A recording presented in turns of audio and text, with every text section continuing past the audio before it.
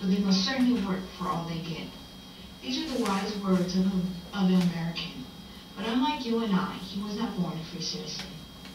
February of 1818 in Maryland, Frederick Augustus Washington Bailey was born into slavery to an African-American slave woman and an unknown white man.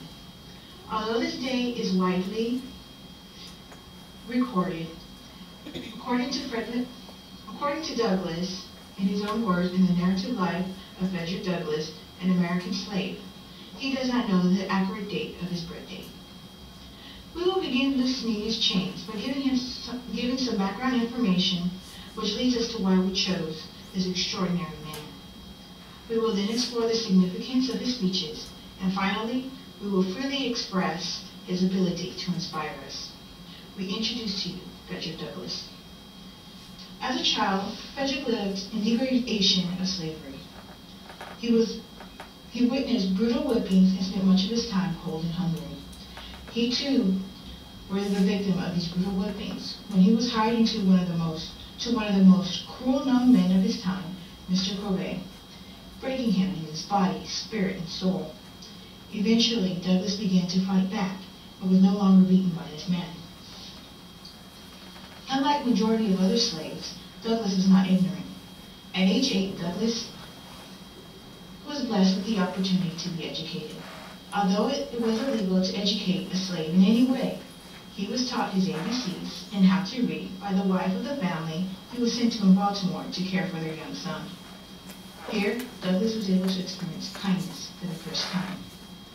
He became enthralled in educating himself and wanting to become a free man.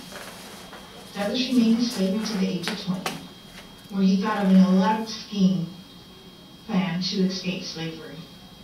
He then settled in New York, where he married, where at this time he changed his name from Frederick Augustus Washington Bailey to historically known Frederick Douglass. From here, his success became phenomenal. He began as a teacher, a writer, a leader, abolitionist, a speaker, and more. Let us now explore some of his significant speeches.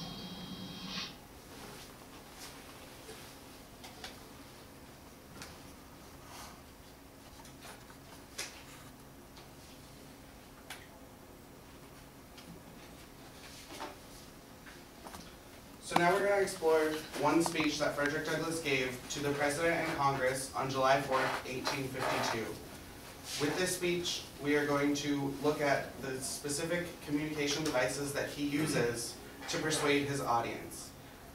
Frederick Douglass's speech, titled "What the 4th of July Means to the Slave," was written as a persuasive speech, though when looking at his actual speech itself, you wouldn't think that it was a persuasive speech. He doesn't follow the guidelines that we did in our persuasive speech. He doesn't do a problem, cause and effect, and solution outline.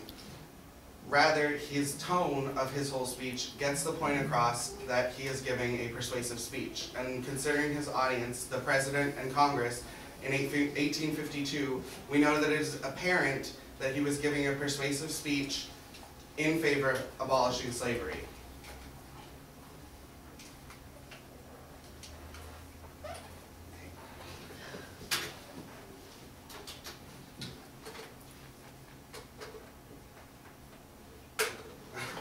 Okay, so first I'd like to read to you his introduction. I didn't want to summarize the parts of his speech that I'm analyzing because it totally loses its meaning and its value if it's not given to you word for word.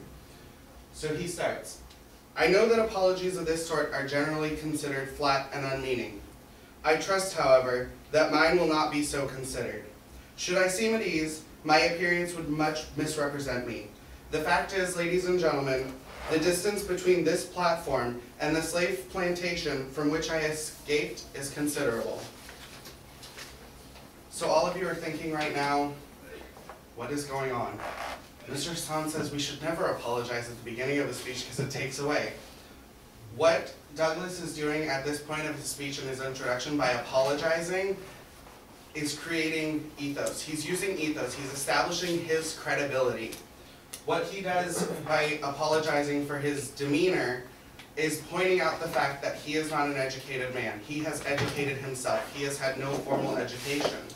And what he does by citing the fact that the distance between the platform he was speaking on and the plantation that he had escaped from, he highlights the fact that he was a slave and he is speaking from experience. Next, Douglas goes on in his speech for, I would say, about 5 minutes, just by reading it, so I won't read that to you. What he does is, because it's the 4th of July and he's giving a speech, he makes everyone feel pleasant. He goes on and he's very patriotic about how the speech he's giving, they know the history, but he's going to tell them to it again. He talks about how the American people at the time were part of the colonies of Great Britain. We all know the story. They were oppressed. They were fought down. They were put down, and they were treated as less than equals. They had no representation in the House of Commons in Britain. What he's doing is setting up for a parallel. What he does next shocks the audience. He then creates a parallel between Britain and how the people in the American colonies were repressed and the oppression that slave owners hold over their black slaves. What he does next is he refutes opposition arguments, which we all know is key to a persuasive speech. So he says, "What am I going to argue? That it is wrong to make men brutes, to rob them of their liberty, to work them without wages, to keep them ignorant of their relations to their fellow man, to beat them with sticks, to flay their flesh with the lash, to load their limbs with irons, to hunt them with dogs, to sell them at auction, to surrender their families, to knock out their teeth, to bum their flesh, to starve them into obedience and submission to their masters. Must I argue that a system thus marked with blood and stained with pollution is wrong? No, I will not. I have better employments for my time and strength than such arguments would apply."